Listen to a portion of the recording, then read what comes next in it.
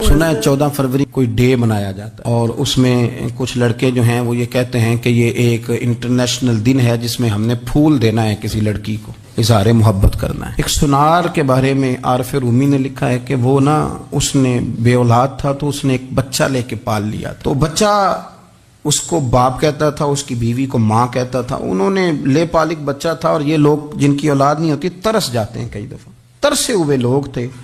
बच्चे को ले लिया, पाला, वो बच्चे ने भी हद कर दी फर्मा बरदारी की। अब वो जवान हो गया और बड़ा खूबसूरत जवान हुआ। वो सुनार कहता है कि सारी जिंदगी मैंने सफाई में नेकी में गुजार दी। एक दिन दुकान के पे एक औरत आई तो वो कहने लगी ये चूड़ियां मुझे खुद से आप पहना दें। वो कहता मैंने जब उसका हाथ पकड़ा तो मेरे दिल में गलत ख्याल आ गया, मैंने गलत नजरिए से उसका हाथ पकड़ा और जब मैंने उसका वो हाथ उस नजरिए से पकड़ लिया, थाम लिया, बहरहाल वो चली गई, लेकिन वो मेरे जहन के अंदर नापाकी आ गई। तो मैं घर गया तो मेरी बीवी बाहर खड़ी थी और रो रही थी, तड़प रही थी। मैंने उसे कहा क्या हुआ, तो वो कहने लगी कि बच्चा सारी जिंदगी फर्मा बरदार रहा, मैंने माँ बन के पाला, पर आज उसने गलत जहन से मेरा हाथ पकड़ लिया है और मैं तड़प गई हूँ, टूट गई हूँ कि ये अगरचे ले पालक था, किसी का था, पर मैंने तो पुत्र समझ के पाला था, ये क्या हुआ। वो कहता मेरी चीख निकल गई। तो मैंने उसे कहा कि ये उसकी गलती नहीं, ये मेरी गलती है। मैंने बाहर आज नज़र गंदी की है तो रब ने मुझे सज़ा दी, ये मुझे सज़ा मिली है। तू किसी की बहन को फूल भेजना चाहता है तो अगर उसी रात तेरी बहन को फूल आ गया तो किसी की बेटी पर गंदी नज़र डालता है तो अगर ये तेरे घर में ये कर्ज चुकाना पड़ा। वो एक दोस्त है तो वो पसंद की शादी कर रहा था उसके घर में, तो उसकी बहन ने कहा है उससे, उसकी बहन ने कहा, उसने कहा भाई तू मर्जी की शादी कर रहा है, मेरा अब्बा अपनी पगड़ी तेरे पैरों में रखता है, माँ दुपट्टा रखती है कि बेटे हम तबाह हो जाएंगे, ना कर। और आज अगर तेरा ये हाल है तो फिर मुझे भी इजाजत दे, मैं भी मर्जी की शादी करूं। तो वो कांप गया बुरी तरह से। वो कहता है ये तू क्या कह रही है। उसने कहा तू तेरे लिए अगर ये जायज है तो मेरे लिए कैसे मना हो गया। तो ये कोई मुहज्जब कौमें नहीं जो ऐसे करती हैं, ये कोई तालीम याफ्ता होने की या गोरा चिट्टा होने की अलामत है। क्या आप किसी को फूल भेजेंगे, शर्म नहीं आती। मुहज्जब कौम और शरीफ लोग कौन होते हैं। मेरे नबी करीम अलैहिस्सलाम ने फरमाया अल हयाउ मिनल ईमान, हया तो ईमान का हिस्सा है। अगर तेरी नजर ज्यादा झुकी हुई है तो ज्यादा हया वाला है। इसलिए ये कोई गंदमंद किसी जगह भी किसी शख्स को करने की इजाजत नहीं, वरना याद रखें इसलिए कि जब आपके घर में बहू बेटियां हैं, बहनें हैं, फिर भी आप ये ज़ौक़ बनाएं तो फिर पता नहीं क्या सोचती है दुनिया, कहाँ रुकेंगे। इसलिए ये सारी रसूमात उन लोगों की हैं जो बेहयाई को प्रमोट करते हैं और फिर तरह तरह के वायरस उनकी ज़िंदगियों में आते हैं, फिर उनकी लाशों से ताफुन निकलता है, ताफुन, और फिर ये हाल होता है कि वो दफनाने के नहीं जलाए जाने के काबिल हो। अल्लाह से डरे, अल्लाह हमारे हाल पे रहम फरमाए। इसलिए कोई इंसान जो होता है वो खारजी असर ज़रूर कबूल करता है। और अब चूंकि ज़माना है प्रिंट मीडिया का, इलेक्ट्रॉनिक मीडिया का, सोशल मीडिया का, तो किसी कोने में कोई खबर होती है तो वो फैल जाती है। चीज़ों के अच्छे असरात भी होते हैं और बहुत ज़्यादा बुरे असरात भी होते हैं। हमारी औरतें घरों के अंदर बैठी थीं, बहुत सारी चीज़ों से आगाह नहीं होती थीं। अब वो घर के अंदर मौजूद हैं तो बहुत सारी चीज़ें घर के अंदर मीडिया के ज़रिए उन तक भी पहुंच जाती हैं। खैर की चीज़ें पहुंचना बड़ा अच्छा है, बड़ा मुबारक है, उससे बेहतरी पैदा होती है। लेकिन जब शर फैलता है ना, शरारत की जाती है, तो औरत चूंकि अपनी अक्ल के लिहाज से उतनी मजबूत नहीं होती जितना कि मर्द होता है, और जहन के लिहाज से उतनी पुख्ता नहीं होती जितना कि एक मर्द होता है। तो बेचारी उसका जब असर कबूल करती है तो वसवसों का शिकार होती है। और फिर जिस तरह आजकल जदीद ख़वातीन जिद्दत का लेबल लगा के सोसाइटी में आई हैं, कहती हैं हमने सियासी, समाजी, फलाही, मुल्की, इन सब मामलात के अंदर पूरा किरदार अदा करना है, तो वो चूँकि एक हसीन नारा लेके आती हैं तो हमारी बेटियां, बच्चियां, बहनें, माएँ बाज़ौक़ात हालात के जबर की वजह से, बाज़ौक़ात वसवसों की कसरत की वजह से वो किसी न किसी तौर पर इस तकलीफ़ का शिकार हो जाती हैं और शैतान उन्हें अपनी लपेट में लेता है। करने का काम यह है कि औरतों को बताया जाए कि तुम्हारा असल सबक है क्या, تمہارا دین کے اندر کردار کیا ہے، تمہاری فضیلت کیا ہے، حقوق کیا ہے، تمہیں کتنا نوازا گیا ہے، اور تمہارا کردار بڑا شاندار رہا، عورتوں کا بڑا تابناک اور خوبصورت کردار رہا ہے دین کے لیے ہمیشہ۔ بلکہ جتنے لوگ دین کے لیے تیار ہوئے، عالم ہوں، مجاہد ہوں، غازی ہوں، استاد ہوں، حافظ ہوں، ان سب کو تیار کرنے والی مائیں ہیں، اور وہ پوری جد و جہد کے ساتھ بھیجتی، تیار کرتی، محنت کرتی۔ انہوں نے ان کی تیاری میں بھی اور آبیاری میں بھی خوب کردار ادا کیا۔ اب یہ کہ مزید آنے والی نسل میں جو ہماری بیٹیاں ہیں، ان کو ہماری جو اسلاف میں خواتین گزری ہیں، ایک تو ان کے کردار سے ہمیں آگاہ کرانا چاہیے، تاکہ بچیاں بجائے آج کی کسی جدید عورت سے جڑنے کی بجائے وہ سیدہ عائشہ صدیقہ سے جڑیں، وہ سیدہ پاک سیدہ فاطمہ الزہرا سے جڑیں، وہ جو کنیزیں ہیں حضور صلی اللہ علیہ وسلم کے دین کی، حضرت ام سلیم کے ساتھ جڑیں، حضرت ام شریک کے ساتھ جڑیں، حضرت ام عمارہ کے ساتھ جڑیں، انہوں نے جڑنا ہو تو حضرت ام سلمہ کے ساتھ جڑیں، وہ ان سب خواتین کے ساتھ ان کا تعلق مضبوط ہو۔ اور دوسرا یہ بھی ایک بات یاد رکھیں کہ 40 50 60 عورتیں کسی جگہ نکل کے کوئی دھما چوکڑی کرتی ہیں تو وہ 22 کروڑ کے ملک میں رہنے والی ہماری پاک ماؤں کی نمائندہ کبھی بھی نہیں ہو سکتے۔ اس لیے دنیا ان کا چہرہ دیکھ کے، بلکہ ان کا مکروہ چہرہ دیکھ کے، ہمارے گھروں میں حیا کا پردہ پہن کے بیٹھنے والی عورتوں کو اس پر کبھی بھی وہ قیاس نہ کریں۔ الحمدللہ آج بھی مائیں پاک دودھ پلاتی ہیں تو رسول اللہ کا نام جپنے والے بیٹے پیدا ہوتے ہیں۔ تو اس لیے کوئی ایسی مایوسی، کوئی ایسی کمزوری، کوئی یہ نمائندہ نہیں ہے۔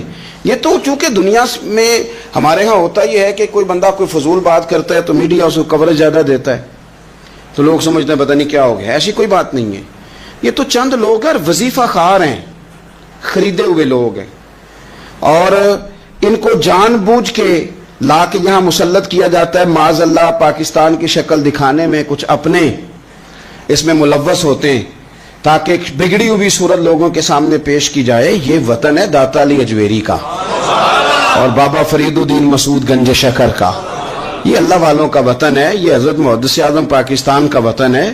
اس کے اندر اس طرح کے لوگ کس طرح پنپ سکتے ہیں؟ کوئی ان کا وجود نہیں۔ تو قرآن حکیم نے ہمیں کہہ دیا کہ جو بھی نیک عمل کرے وہ مرد ہو یا عورت ہو، تخصیص کوئی نہیں، ہو مومن، مرد ہو چاہے عورت ہو، فَلَنُحْيِيَنَّهُ حَيَاةً طَيِّبَةً، ہم اسے پاکیزہ زندگی عطا فرمائیں گے۔ اللہ کے پیارے رسول صلی اللہ تعالی علیہ وسلم نے ارشاد فرمایا، حضور علیہ السلام ارشاد فرماتے ہیں کہ مختصر سی بات ہے، مسند امام احمد بن حنبل میں، انسان کے لیے جنت میں چلے جانا نا بہت بڑی کامیابی ہے۔ کیوں؟ اس لیے کہ اللہ کا دیدار بھی جنت میں اور مدینے والے محبوب کا قرب بھی جنت میں نصیب ہوگا۔ رسول کائنات علیہ السلام کے قرب میں بھی جگہ وہی جنت میں ملے گی، وہیں سب اللہ والوں کی زیارت ہے، وہیں سب کے لیے انعامات ہے، وہیں سب کا بسیرا ہے۔ قرآن مجید نے کہا اصحاب الجنتی هم الفائزون، اصحاب الجنتی هم الفائزون، یہ جو جنتی ہیں یہ کامیاب لوگ ہیں۔ تو نبی پاک صلی اللہ علیہ وسلم نے مختصر بات ارشاد فرمائی مسند امام احمد بن حنبل میں، حضور فرمانے لگے عورت 5 نمازیں پڑھے، اپنے روزوں کی حفاظت کرے، یعنی رمضان کے روزے رکھے، فرمایا اپنے خامند کی اطاعت کرے، نماز روزے کی پابندی کرے، خامند کی اطاعت کرے اور اپنی شرمگاہ کی حفاظت کرے، تو حضور فرماتے ہیں پھر قیامت والے دن نہ اس کے لیے جنت کھول دی جائے گی، وہ جس دروازے سے چاہے جنت میں داخل ہو جائے۔ پھر کھول دیا اللہ تعالیٰ نے اس کے لیے۔ 2 ہی باتیں، ایک یہ کہ نماز روزے کا خیال کرے، خامد کی اطاعت کرے، شرمگاہ کی حفاظت کرے، تو جنت کے جس دروازے سے وہ چاہے گی نا اس کو داخلہ دے دیا جائے گا۔ تو عورتوں نے بڑے مضبوط ایمان کا مظاہرہ کیا ہے، مضبوط ایمان کا۔ پہلی مثال دیتا ہوں جناب ہاجرہ کی۔ حضرت ہاجرہ رضی اللہ تعالی عنہا حضرت اسماعیل علیہ السلام کی والدہ ہیں، جناب ابراہیم خلیل اللہ علیہ السلام کی اہلیہ ہیں۔ میں نے پہلے بھی ایک دفعہ کہا تھا، پھر کہتا ہوں کہ آج کل نا کاکروچ دیکھ کے، چھپکلی دیکھ کے چیخ مارنا یہ خوف نہیں، یہ فیشن ہے۔ اسے پتہ چلتا ہے کہ یہ برگر فیملی ہے، اسے پتہ چلتا ہے یہ امیر لوگ ہیں، یعنی کاکروچ کھا جاتا ہے کہ چھپکلی کھا جاتی ہے، لیکن یہ نا جی وہ جی ہمارا بچہ چیخ مارتا ہے اس کو دیکھ کے، کیا مطلب ہے بڑا پڑھا لکھا ہے جی، بڑی سوبر فیملی. یہ پڑھے لکھے نہیں، یہ بزدل ہونے کی علامت. کمزور پڑھنا، ڈرنا، خوف کھانا، اللہ تبارک و تعالیٰ پر ایمان رکھتے ہوئے توکل میں کمزوری کرنا، معاذ اللہ. مسلمان کا تو یہ نظریہ نہیں نہ ہوتا. اور مسلمان عورتوں کا ہر وقت رونا کہ نصیب پتہ نہیں کیسے ہوں گے، پتہ نہیں کیا بنے گا، میرا تو کچھ بان ہی نہیں رہا. جب بات کرنا رو کے کرنا، جب سنانا دکھ ہی سنانا. یہی حال ماں کا ہے، یہی بہن کا ہے، یہی بیٹی کا ہے، الا ماشاءاللہ کچھ اچھی بھی ہے.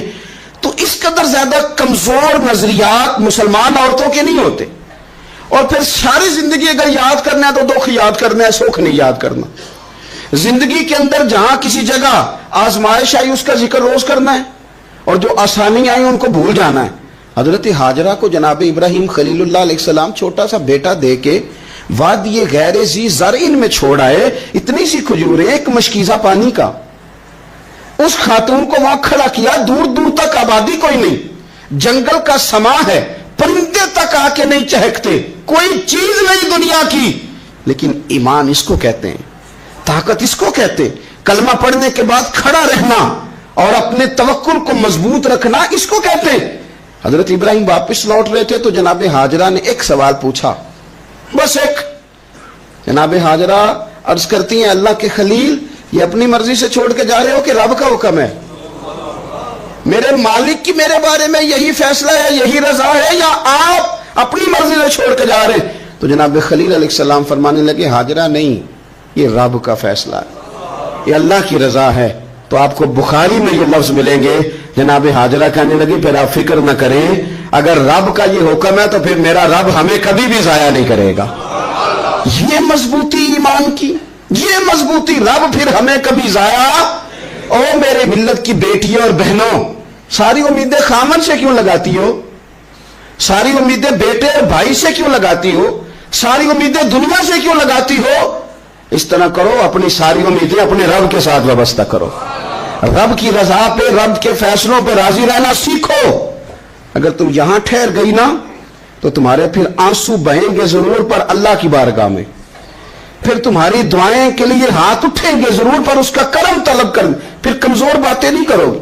جس طرح ایمان عورتوں کا مضبوط تھا، اسی طرح ہماری جو اسلاف میں خواتین گزری ہیں صحابیات، ان کا نا تبلیغ کا جذبہ بھی بڑا مضبوط تھا، بڑا مضبوط تبلیغ کا جذبہ. حضرت ام شریک رضی اللہ تعالی عنہا قبیلہ بنو عامر سے تعلق رکھتی تھی، پر مکے میں آئی ہوئی تھی.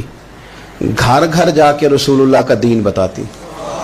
ان دنوں میں نہیں جن دنوں میں پھول پھینکے جاتے ہیں تبلیغ کرنے والوں پر، جن دنوں میں نعرے لگتے ہیں ان دنوں میں نہیں، ان دنوں میں جب چھپ چھپ کے لوگ دین کی بات کرتے تھے. حضرت زید بن ارقم رضی اللہ تعالیٰ عنہ کے گھر میں لوگ بیٹھ کے دین سیکھتے تھے. یہ خاتون، مجھے آج کہہ لینے دیں یار، مجھے کہہ لینے دیں. ووٹوں کی ضرورت ہو تو عورتیں گھر گھر چلی جاتی ہیں، ایک سیٹ کی ضرورت ہو تو بیویوں کو گھر گھر بھیج لیا جاتا ہے. یہ دیکھو، یہ ایمان ہے رسول اللہ صلی اللہ علیہ وسلم پر صحابیات کا.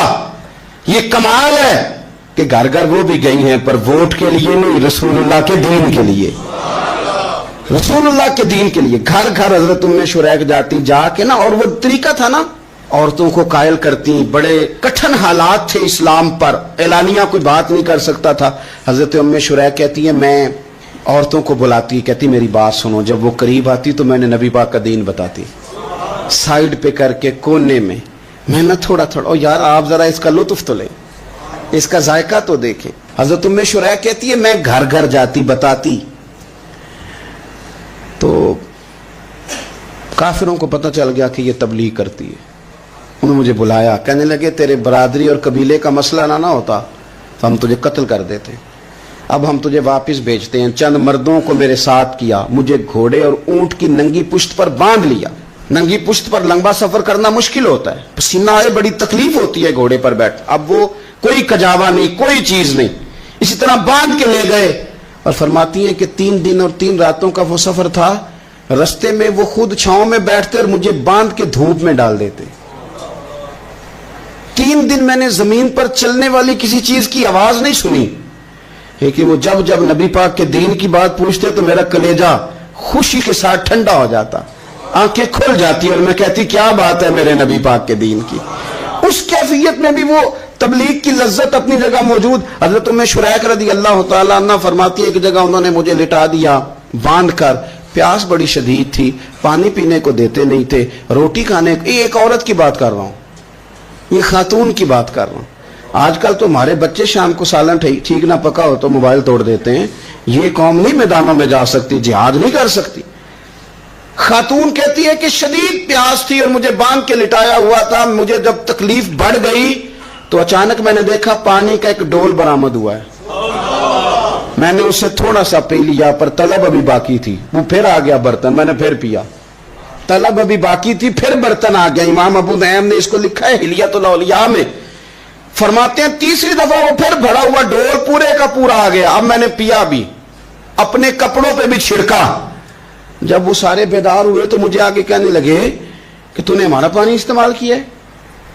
فرماتی ہے پھر انہوں نے اپنے برتن دیکھے, مشکیزیں دیکھے تو بھرے ہوئے تھے. میرے قریب آ کے کہنے لگے یہ پانی کہاں سے آیا؟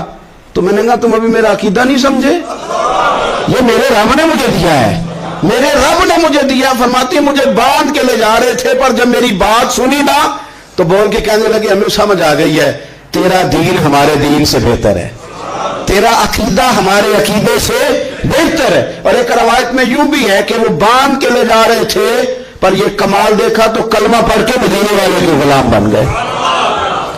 صحابیات نے نا بڑا جم کے دین کا کام کیا. عقیدہ, پھر تبلیغ, پھر میدان جہاد. عورتیں جہاد میں جایا کرتی تھیں, وہ زخمیوں کو پانی پلاتی تھیں, مرہم پٹی کرتی تھی. پہلے اپنے جسم کے ساتھ بڑی بڑی پٹیاں لپیٹ کے لے جاتی, جہاں کسی زخمی کو ضرورت ہوتی وہ پٹیاں کرتی. اور اعصابی طور پر مضبوط رہ کے میدان کے اندر جہاد وہ بندہ کرتا ہے جو یقین کامل کی دولت جسے نصیب ہو, جسے پتا ہو کہ یہ میں مروں گا تو میرا مرنا رائے گا نہیں, اللہ مجھے شہادت کا درجہ عطا فرمائے گا. لیکن اگر یہیں سے بندہ اپنے آپ کو مطمئن نہ کر سکے تو میدان میں جائے گا. یقین کامل ہو, اگر ہو یقین کامل پیدا تو پھر کٹ جاتی ہیں زنجیریں, پھر انسان آگے مضبوطی سے آگے بڑھتا ہے. نبی پاک صلی اللہ علیہ وسلم جب جہاد کے لیے تشریف لے جاتے نا تو عورتوں پر کسی نہ کسی شخص کو نمائندہ بنا کے چھوڑ کے جاتے تھے. ایک دفعہ مولا علی شیر خدا کو بھی چھوڑ کے گئے, حضرت عبداللہ ابن مختوم رضی اللہ تعالیٰ عنہ کو بھی ایک دفعہ چھوڑ کے گئے. ایک موقع پر نا حضور نے عورتوں کو ایک جگہ پہ چھوڑا پیچھے, تو وہ قلعہ تھا حضرت حسان بن ثابت رضی اللہ تعالیٰ عنہ, بڑا مضبوط قلعہ تھا. اس قلعے کے اندر خواتین ساری محفوظ کر کے ان کو وہاں بٹھا دیا گیا. حضور جہاد کے لیے چلے گئے. اب وہاں قلعے میں عورتوں کو اس لیے رکھا گیا تھا کہ یہاں یہودی بھی ہیں, تو ایسا نہ ہو کہ ہم باہر لڑیں تو وہ اندر سے کوئی شرارت کر دیں, لہٰذا عورتیں محفوظ رہیں. حضرت حسان بن ثابت رضی اللہ تعالیٰ عنہ کی ڈیوٹی تھی تلوار لے کے حفاظت کرنے کی, تو ایک یہودی آ گیا. وہ اب ٹو کرنے لگا, تجسس کرنے لگا کہ یہاں عورتیں ہیں تو کوئی مرد بھی ہے کہ نہیں, دائیں بائیں دیکھنے لگا. حضرت صفیہ رضی اللہ تعالیٰ عنہ نے توجہ کی, جناب حسان بن ثابت سے کہنے لے 1 منٹ لگا اس کی گردن مار دے, ایسا نہ ہو کہ یہ جا کے بتا دے, گردن اڑا دے. حضرت حسان بن ثابت ذرا تھوڑی کوشش کرنے لگے, ارادہ کرنے لگے, آگے بڑھنے لگے. تو ابھی وہ تیاری میں ہی تھے تو حضرت صفیہ رضی اللہ تعالیٰ عنہ خود نکلی پیچھے سے ہو کے, ذرا سا ایک ستون کے پیچھے چھپی, ہاتھ میں بڑا سا ڈنڈا پکڑا. وہ آپ کے قریب سے گزرنے لگا. تو یہ خاتون کی بات کر رہا ہوں, خاتون کی. کسی مرد کی ضرورت ہے عورت کو تنگ کر جائے؟ شرط یہ ہے کہ عورت کے اندر بھی تو غیرت ایمانی ہو نا, اس کے اندر بھی تو وہ قوت ہو نا. ایسا نہ ہو کہ وہ کمزور پڑ جائے, ہاتھ کے اندر